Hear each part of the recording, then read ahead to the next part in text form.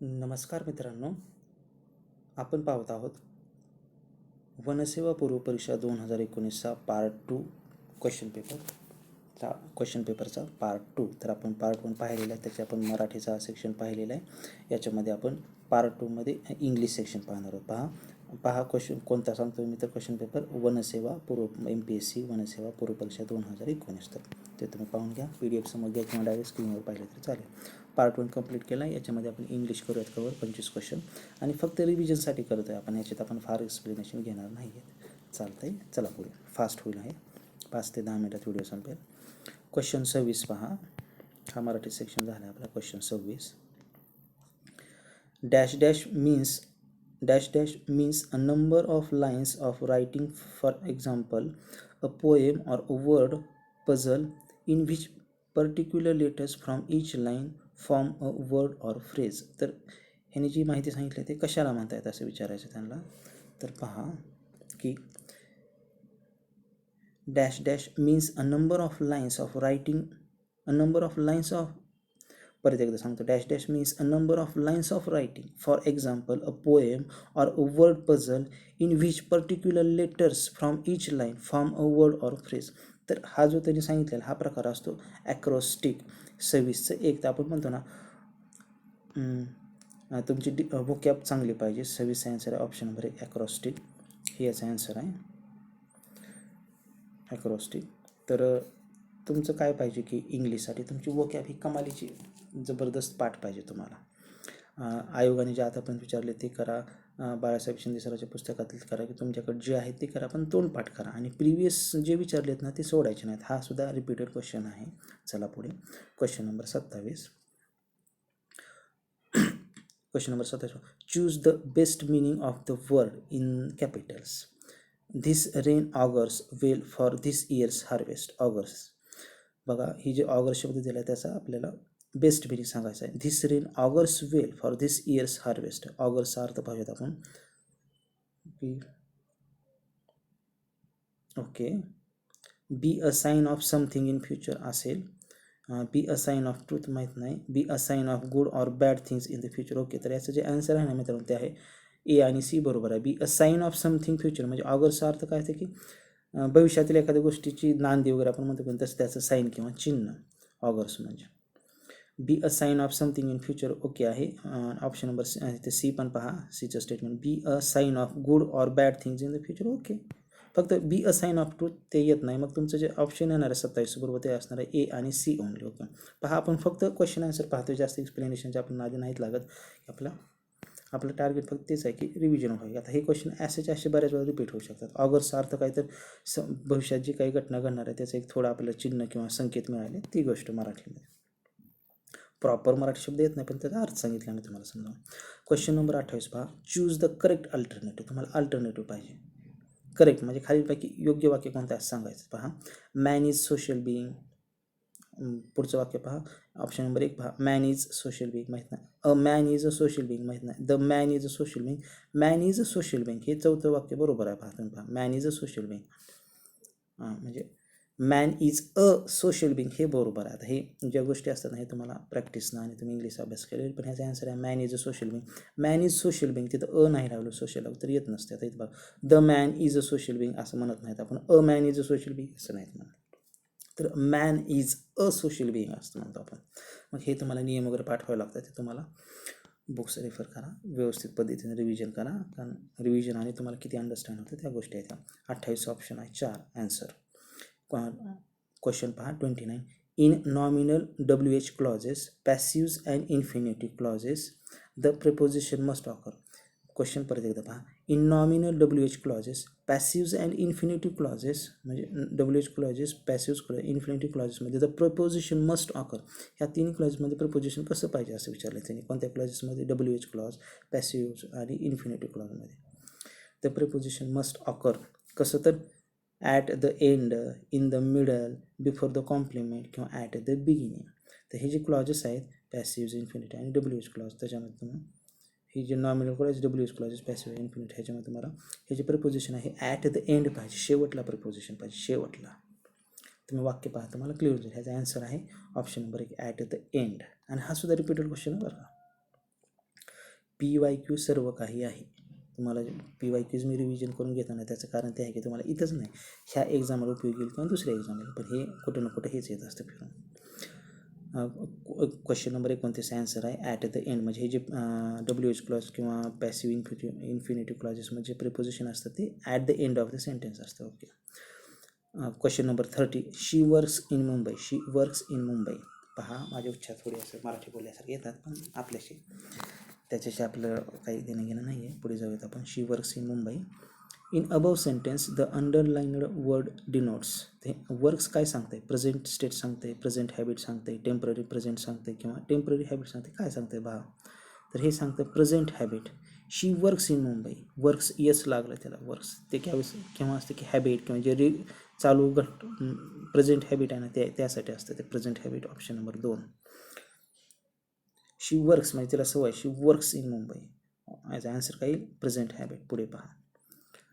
Question number 31, the underline words in the above sentence. तर तुम्हाला हे जे 4 ऑप्शन स्टेटमेंट येईल त्याचे अंडरलाईन वर्ड नेमकं काय आहे ते पाहायचे. प्रोनाउन्स आहेत, ॲडजेक्टिव्ह आहेत, ॲडवर्ब आहेत किंवा वर्ब्स आहेत. तर पहा आपण स्टेटमेंट पाहूयात आता. ए स्टेटमेंट काय म्हणते? All the freedom fighters were badly treated by the British government. Okay, badly इथे महत्त्वाचं आहे. पुढचं वाक्य पहा. We blindly neglect the passing of time in our life. Okay, इथं ब्लाइंडली महत्त्वाचं. पुढचं, Madhu often wakes up early in the morning. Often. पुढचं statement, Virat plays extremely well. तर हे जे आहेत अंडरलाईन केले, बॅडली, ब्लाइंडली, ऑफन आणि एक्स्ट्रीमली, हे काय आहे नेमकं? प्रोनाउन, ऑब्जेक्टिव्ह, ॲडवर्ब आणि वर्ब्स. तर पहा, हे जे आहेत ना, तर हे आहेत ॲडव्हर्ब्स आहेत. ॲडजेक्टिव्ह नाहीत, प्रोनाउन्स नाहीत, वर्ब नाही, ॲडव्हर्ब्स आहेत. म्हणजे वर्ब तर आहेत पण त्याच्यात क्रिया पण दाखवलेली आहे. ब्लाइंडली, ऑफन, एक्स्ट्रीमली अशा अर्थ. ॲडव्हर्ब्स, वर्ब्स, ॲडव्हर्ब्स. ह्याचं 31 आन्सर काय? तर 3 ॲडव्हर्ब्स. हे गोष्टी तुम्हाला सवयीने येऊन जाते, थोडे इंग्लिश ग्रामर केलं पाहिजे. आणि हे रिपीटेड बरेचसे क्वेश्चन तुम्हाला समजा बॅडली शब्द, ब्लाइंड हे शब्द बऱ्याच कोणत्या ना कोणत्या स्वरूपात रिपीट झालेले असतात.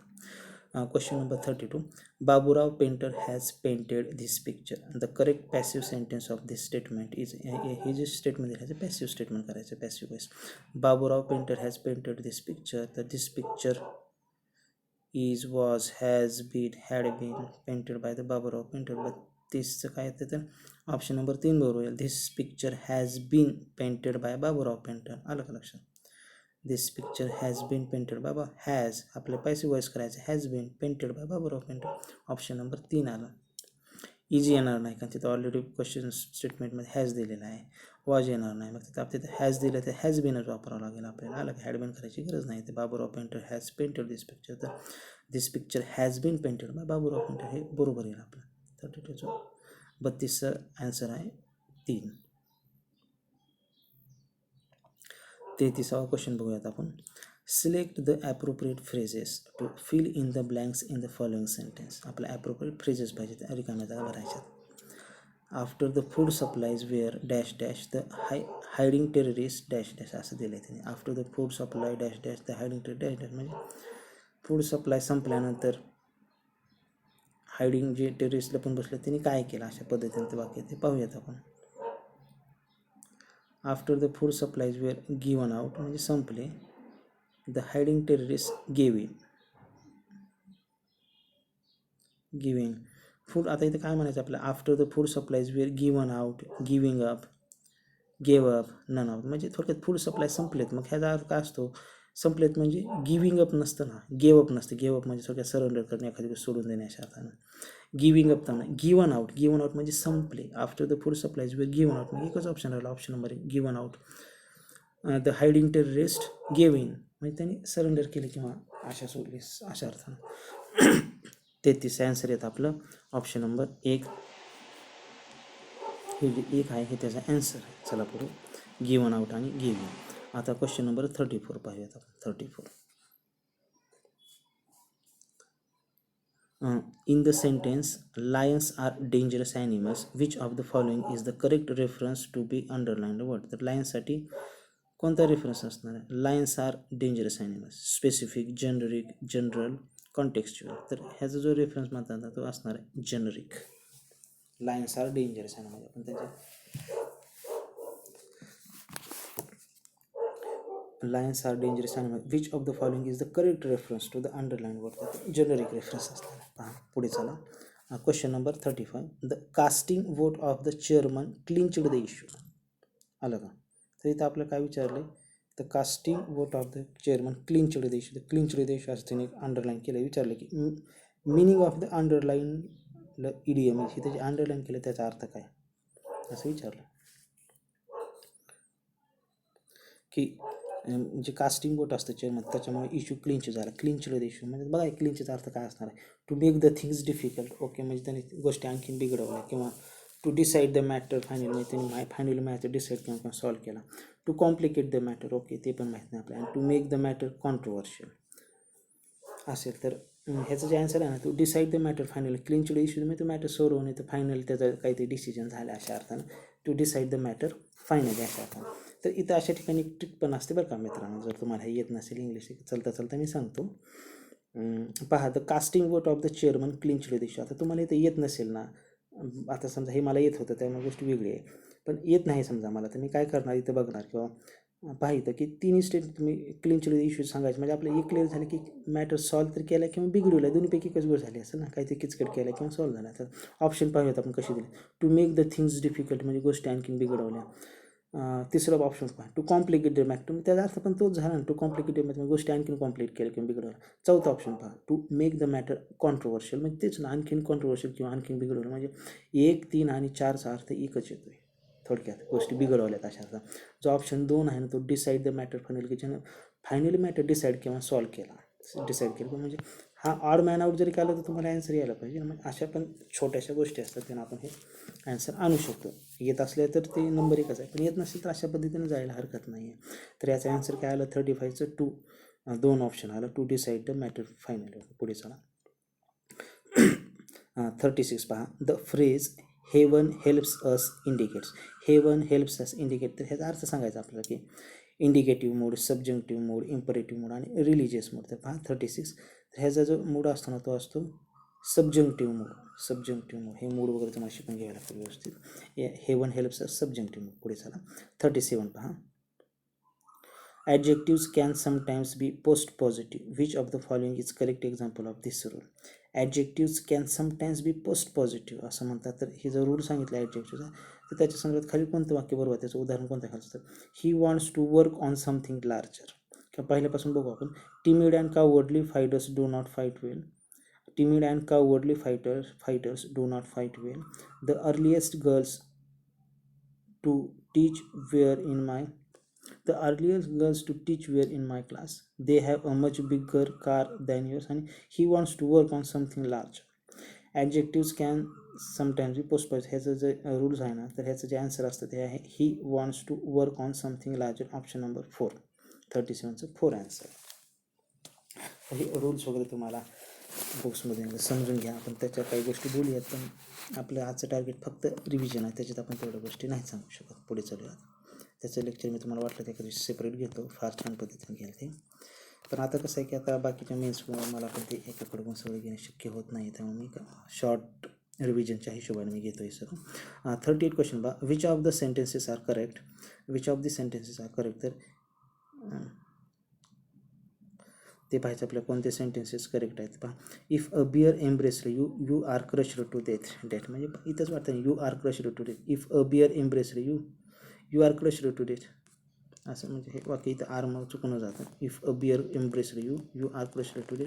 पाहूयात आपण. If he asked me I should marry him. If he asked me I should marry him, जर त्याने विचारलं तर मी त्याच्या लग्न करेन. शुड अच्छा.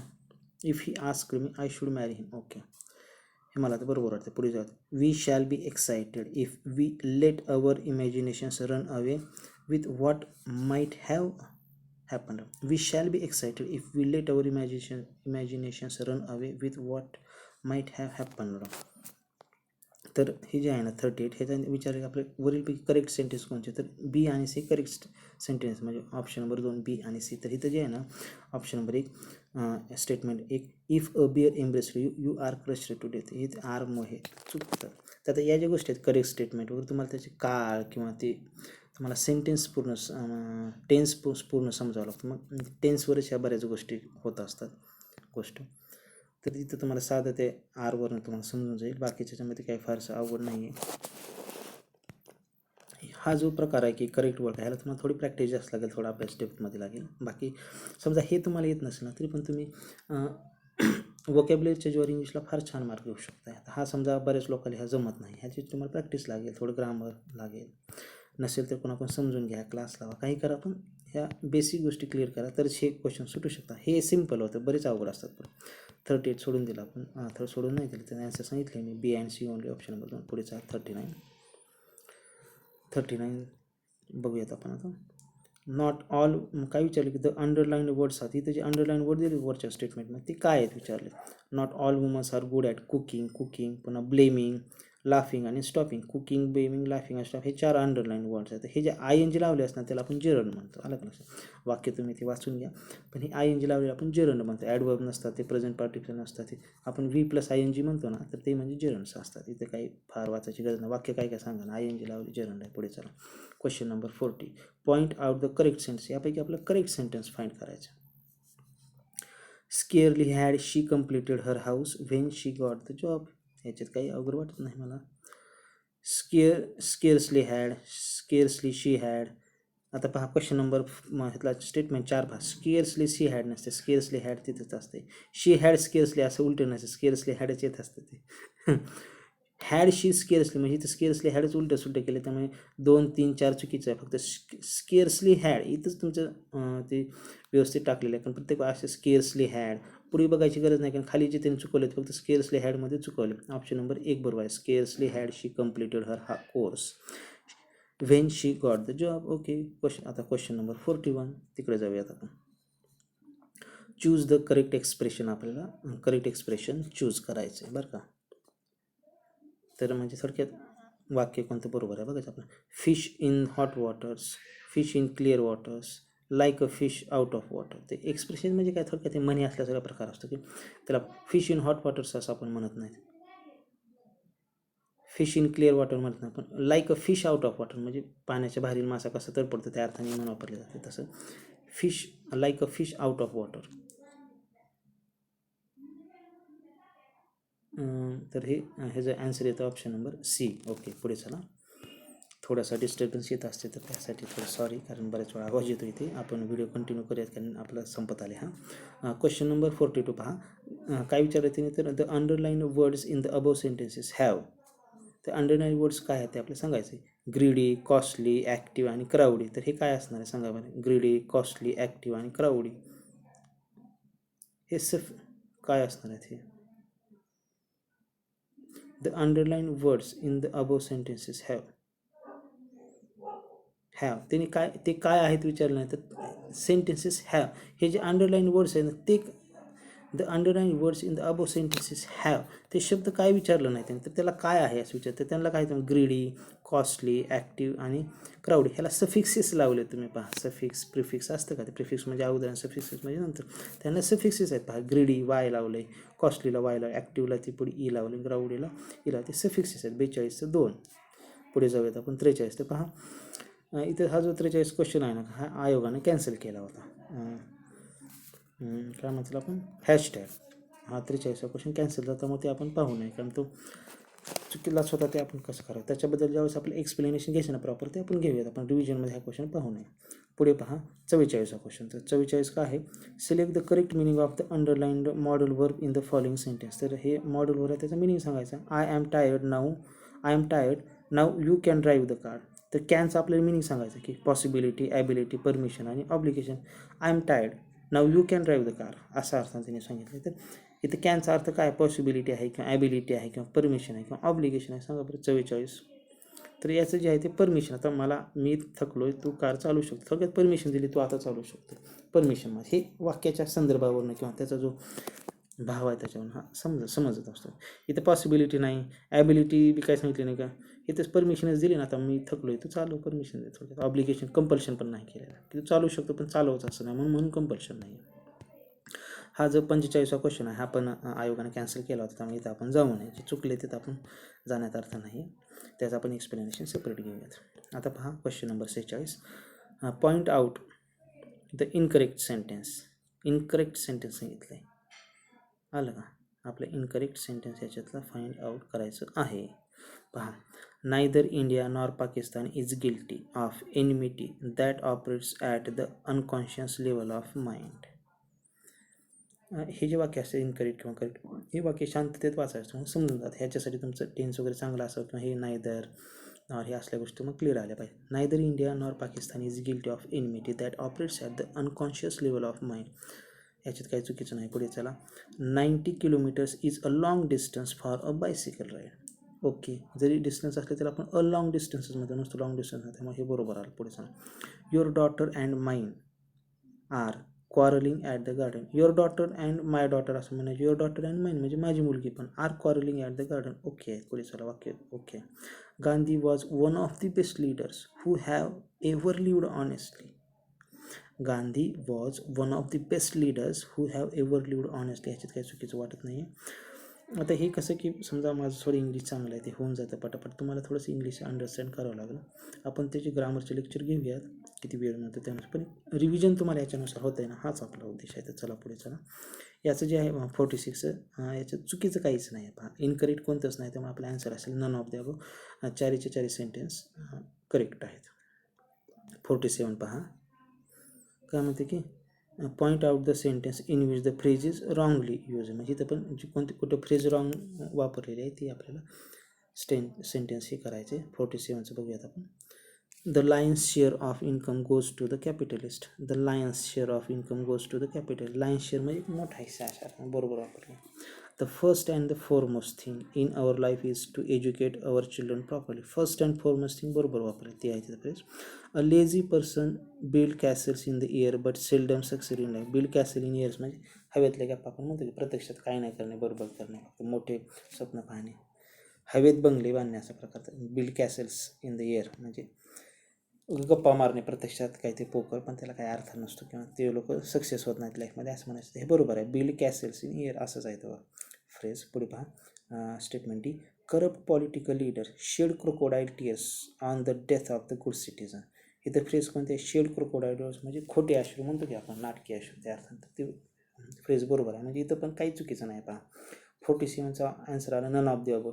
4 स्टेटमेंट म्हणजे फ्रेजेस वापरले तर योग्य आहेत. पुढे चला आता 48 की द अंडरलाईन वर्ड्स आर. की आता इथे जे अंडरलाईन वर्ड्स आहेत ते काय आहेत विचार. अंडरलाईन वर्ड काय? Unless, while, but, when. Unless, while, but, when हे काय आहेत? तर हे आहेत कंजंक्शन्स.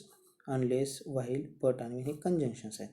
इथं स्टेटमेंट करणं तुम्हाला कल्पना, तुम्हाला ये जर व्यवस्थित रिव्हिजन केलं तर अनलेस, व्हाईल, बट, व्हेन हे कंजंक्शन असतात. इथंच क्लिअर होऊन जातं तुम्हाला. आपण स्टेटमेंट वाचले का नाही. Unless she works harder she will fail. Make hay while the sun shines. Listen to everybody but speak to few. My heart lifts up when I see a rainbow in the sky. तर हे conjunction आहेत. कोणते? तर unless, while, but आणि हे conjunction आहेत. पुढे चला 49. In the word counter attack the underlined part is example of. हे काउंटर कशाचं एक्झाम्पल आहे असं विचारलं तर रिसर्ट काय? Reversative prefix, prefix of attitude, pejorative prefix आणि प्रिफिक्स ऑफ डिग्री असं विचारलं. तर याचं जे आन्सर आहे ते prefix of attitude. Prefix of attitude counter attack, counter prefix of attitude. हे प्रिफिक्स ॲटिट्यूड किंवा प्रिफिक्स ऑफ डिग्री हे तुम्हाला प्रॅक्टिसने कळून जाईल. प्रॅक्टिस आणि PYQ मस्ट आहे. का कोणतेही आपली MPSCची एक्झाम असू द्या, तुम्हाला या गोष्टीची प्रॅक्टिस आणि PYQ शिवाय मी जरी काही सांगितलं किंवा आणखी तुमचे कोण शिक्षक असल्याने सांगितलं तर ते ऐकण्यात आलं नाही. PYQ आयोगाचा आरसा आहे आपल्याला. क्वेश्चन नंबर 50 पहा. Do is a lexical verb. Do is a lexical verb and as dash dash has the full range of forms including the present participle doing and the past participle done. Fill in the blank with correct form from the following. तर 50 इथं रिकाम्या जागा भारामध्ये main verb येते ते ठेवून बघू आपण. Do is a lexical verb and as main verb has the full range of forms including the present participle doing and past participle done. म्हणजे do is a lexical verb आहे पण ते and as a main verb has, जसं main वर्बला जसं full range of forms असतात ना, की प्रेझेंट पार्टिसिपल असतं, पास्ट पार्टिसिपल असतं, ते सगळं त्याला आहे. Do, did, doing, done. त्यामुळे त्याला मेन वर्बसारखे सगळे त्याला फॉर्म्स आहेत त्याचे. ओके, तर हे झाले आपले 50 स्टेटमेंट झालेले आहेत आपले. तर पहा शॉर्टमध्ये आपण हे घेतलेलं आहे. तर आता पुढचा व्हिडिओ आपण हा जो आहे GSचा तो घेऊया. तिथं आपण इंग्लिशचा स्टॉप करूयात व्हिडिओ. पुढचा व्हिडिओ आपण मराठीचा घेऊया. चालतंय. थँक्यू.